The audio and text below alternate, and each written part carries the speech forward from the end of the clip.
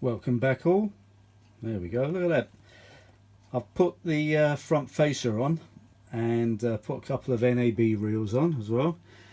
So there we go. I haven't put the case on yet because I need to I might need to align the playback boards because one channel is very slightly higher than the other, but then again I don't know because I bought this tape, that one there, on eBay, and there's various recordings on it and I don't know how that was recorded, so the only thing I can do is plug in my own little CD player into it and just record some stuff myself, which I'm going to try tomorrow. But this is just the tape I found. Well, I found it on eBay and it's got some radio shows on. I don't know what radio channels they are, I'm not sure yet. Invicta Radio, something like that, I'm not sure, but I don't know how it's been recorded. But it plays back and the speeds all stay constant now, but it looks nice with the that board on at the back, isn't it? The silver fascia. You can't hardly see it now with the big wheels on it. Oh, I forgot to put back the head cover. Damn, I knew I forgot something. Oh hell, I'll do that later. So I need to clean the heads. Oh, I need to demagnetize the heads. That's what I need to do. That's why I didn't put it on. I knew there was a reason. But yeah, it looks even better with the head cover on. Let me shut this a minute. Revox High Fidelity. I love that. Right, you want to hear a bit? I hope I don't get a copyright on this because I don't know what music is. I don't recognise it. I don't even recognise the music. But I think Theo was asking, does it fast forward and rewind okay with the NABs? He asked me on one of the comments, have you tried the NAB reels yet? Well, I did last night. That's why I didn't go to sleep till about 3 o'clock in the morning. So at the moment it's about 20 past 9. I'm going to bed early tonight because I'm knackered. But yeah, let me just fast forward it and show you. There we go, Theo, if you're watching.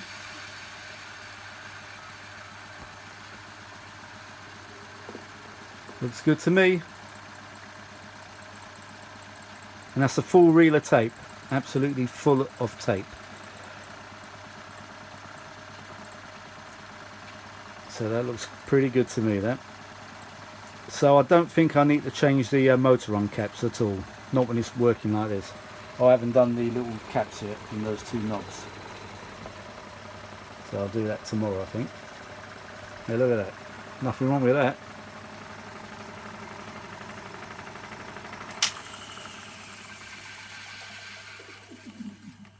Nice, eh? What's on here? Let's see what's on here. Well,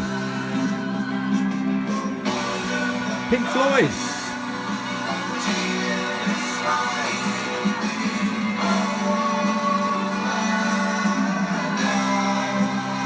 Right, I don't know how the copyright's going to work on that one, so I better not play too much of it.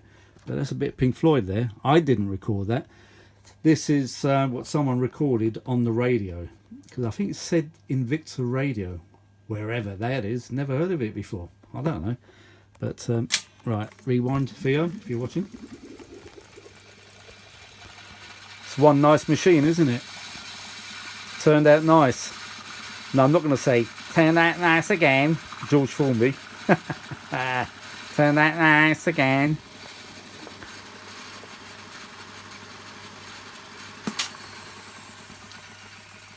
Beautiful, eh? Look at the braking on that. Yeah, so I've got to put a bit of paint on there. There's a bit of the chrome there is a little bit chipped, so I'm going to just touch it up with a bit of silver paint. If I've got some, that is. Don't know.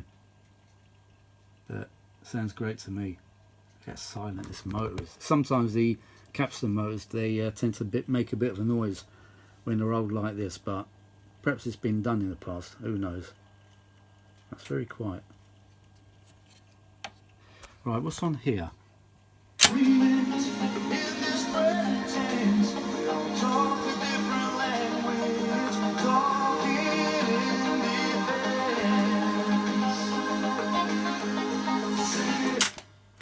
Now the right channel is just slightly higher than the left channel, but then again, as I said, I don't know, I haven't recorded it myself. What I should do is I've got an audio generator and I should record a test tone like 10 kilohertz or 100 kilohertz, I can't remember which one it is now, just record a tone onto a tape, and that way I can calibrate the VU meter so they show 0. So they've got to go up to 0, you know where the red is and the white there. It's got to be right smack bang in 0 VU there. And once I get a test tape and record a tone onto it, then I can adjust the record boards so both meters show 0 VU. Once I get that done, then every recording is going to be perfect. So it probably does need adjusting. I'm not sure. I really don't know. Right, set that to NAB there, and it's set to stereo because this is a stereo tape. I imagine. Look at that. I don't need to change the motor run caps on that. No chance. Don't these Revoxes look lovely with the 10.5 inch reels? Are they 10 inch or 10.5? Can't remember now. 10.5 inch, I think.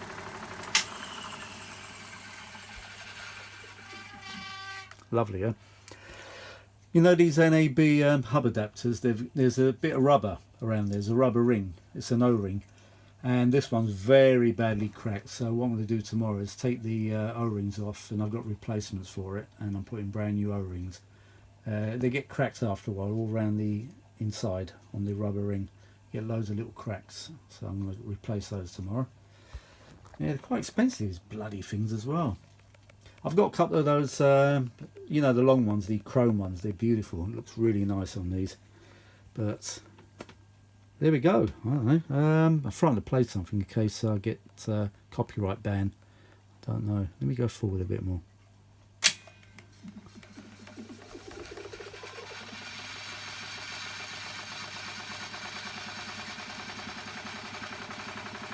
Look at that. The speed on these things. It wasn't like this when I first got it, I can assure you that. I'll tell you what, I do love these Revoxes. I really do love these machines. Oh yeah, well, I was saying yesterday, I lost my train of thought. I was saying to you about my list of favourite reel-to-reels. Now, I think, let me just carry on with that, because I did sort of stop halfway. I always lose my train of thought that way, I don't know. Right, number 1 on my list has got to be Revox. Right. Number 2 has got to be Brunel's. Number 3, let me see. It's a toss between Akai's. Akai's are great machines. They do sound great. Even the Sonys are brilliant actually. I've got a Sony out there, TC377, and I'm not joking. It sounds probably as good as a Revox. They are great machines, the Sony, I must admit. And the electronics never seem to fail. They just build them so well. They built them so well, those machines. So I think Revox number 1, Brunel's because of the style and because they're valve machines, and I don't know, they got some sort of character about them. I mean, even the Beatles had those machines. Paul McCartney bought a Brunel machine for all the Beatles. So I think John had one, Ringo had one, George had one. They all had Brunel machines. So particular fondness for me. But yeah, so probably Brunel's after Revoxes. Ferrographs are okay. Akai are brilliant machines. I mean, that was one of the second machines I've ever had. Was it the Akai or the Revox? No, it was the Akai first. The one I sold, and I shouldn't have sold it, the 4000 DS Mark II. One went on eBay actually for about 190 quid in the original box, but there's no way I can afford to buy an Akai, you know, like the one I had before. It's just too expensive. I mean, this one was nearly 200 quid, and that was cheap. But you know, can't keep buying all the time, I suppose. You know, I'm trying to pay my mortgage off, so you know, I can't just see something and buy it. I can't do that, not at the moment. Never know, another Akai 4000 DS Mark II might come on the market in the box, original box. It was good actually, it was in mint condition. It was a bit like my one. In fact, it could have been mine, because I used to keep mine in mint condition, and I sold it in the original box. Could have been mine, damn. Oh no, I mustn't think about that. Or was I going to go into a state of depression, thinking it could have been my old machine. God damn it, oh no. Anyway, let's see what's on this bit.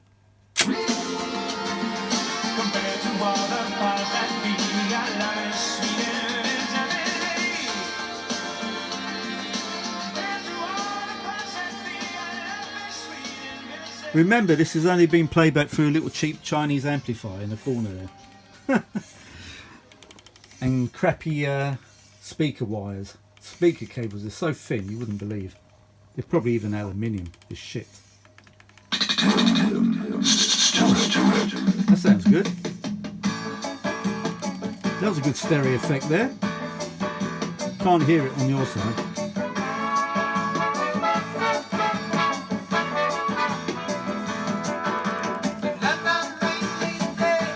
What the hell's that? I better stop this because I don't want to get copyright on that. So the counter's all working, that's why I put the front fascia back on. Now to adjust the boards on this machine, you've got to lay it down horizontally. And underneath here you've got the panel you need to take off. It's only 2 screws. And then you can access all the boards, all the little trimmers on it. You've got to be very careful with those trimmers, the old ones, because you could just turn it and they can crumble. You've got to be very careful. But I've got replacement, I think they're made by a company called Fire, P-H-I, something like that. I don't know how to pronounce it. But what I'll do, I'll take each board out one by one and I'll replace all the electrolytics and the trimmers. And what you've got to do, right, if you're going to change the trimmer, first measure it and see how many ohms you got on the trimmer from one side, like from the left hand side of the trimmer to the actual middle position, you know, wherever the trimmer's positioned, and make a note of the impedance. And then what you do, you adjust the replacement to the same impedance.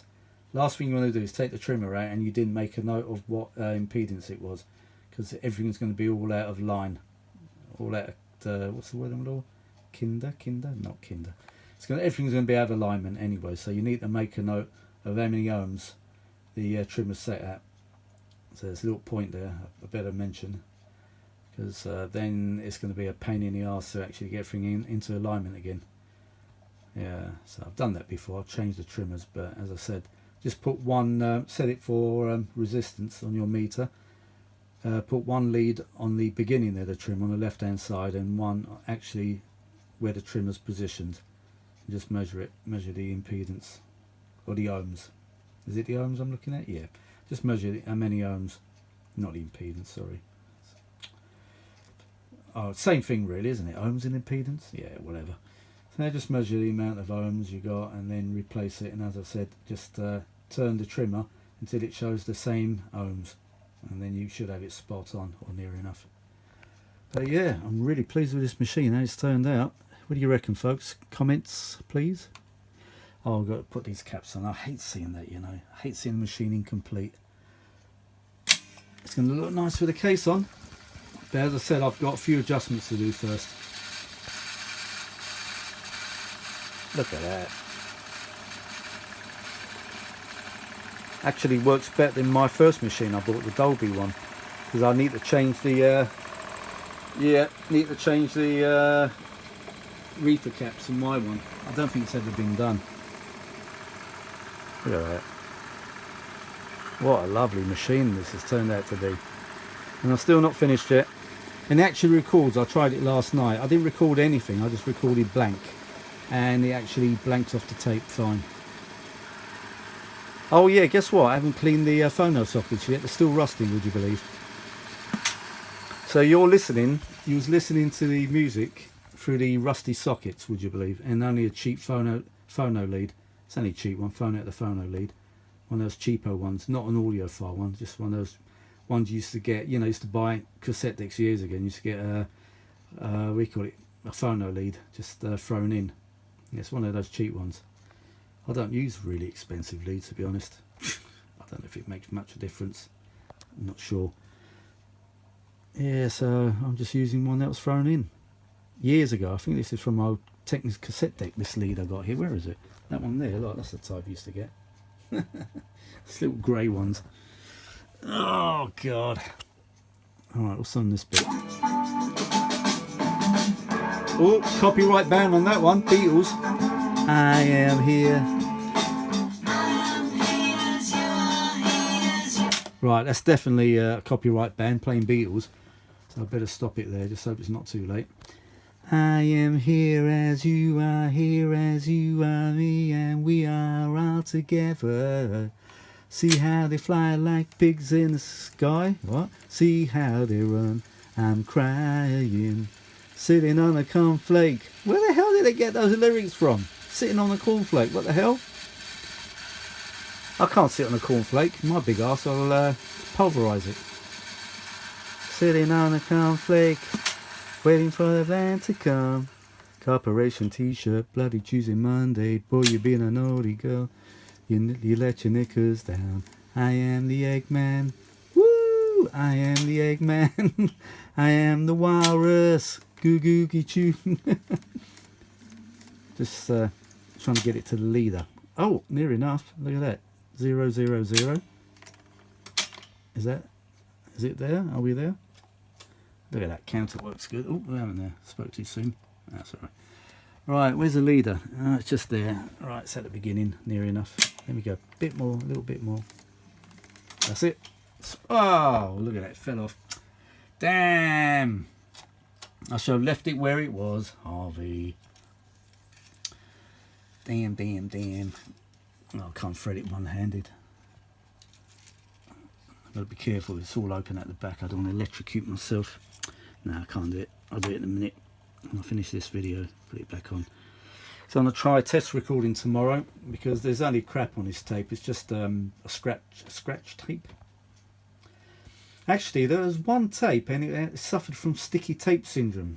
And I thought it was this one because there was one tape I played on my original Revox and it wasn't going. The motors weren't going forward. It wasn't fast forwarding rewind. I thought, what the hell? I thought there was a major problem with that machine. So when I looked at the heads and the tape path, it was covered in oxide, and I thought, shit. So I cleaned it all up. I tried another tape, and it was back to normal again. But you got to watch these some of these old tapes. You know, they get that sticky tape syndrome, and it'll gum up all the tape guides, the heads, and you'll find that everything just gums up. So you need to clean it. That's imperative. And I thought this tape was one of them, but apparently it's playing on this one, so it must be fine.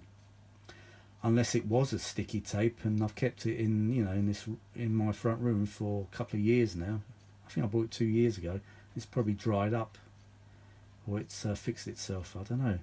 Normally you bake them. If you got sticky tape and there's something you want on it, you stick it in the oven. Believe it or not. But I don't know. It could be another tape. Perhaps it's not this one after all. But there we go. Yep. Oh, look at this. I should have stopped it where it was. Idiot. Sitting on a cornflake, waiting for a van to come. Calibration t-shirt, bloody Tuesday, Monday. Boy, you been a naughty girl, you let your knickers down. That's a bit perverted, that song, isn't it? Really? Right. I am the Eggman. I am the walrus. Goo goo goo choo. No, I forget. I can't do it single-handed. Can't do it. I don't know if people do it. Right. Okay. So there we go. Everything's working fine, and what else? That's it. Just going to be a short one. I just want to show you that it's all working, and with the NAB reels. And look, it's full of tape. So I'm not cheating. It's full of tape. So in my books, the motor run caps are absolutely fine. Because if they weren't, it wouldn't rewind and fast forward or play like that. No way. So there we go.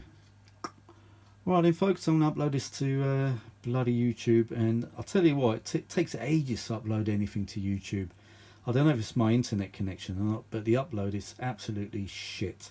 I might have to go with a different internet provider and say bye-bye to TalkTalk, because they're absolutely useless. And if you're listening to TalkTalk, you know you're crap. There we go.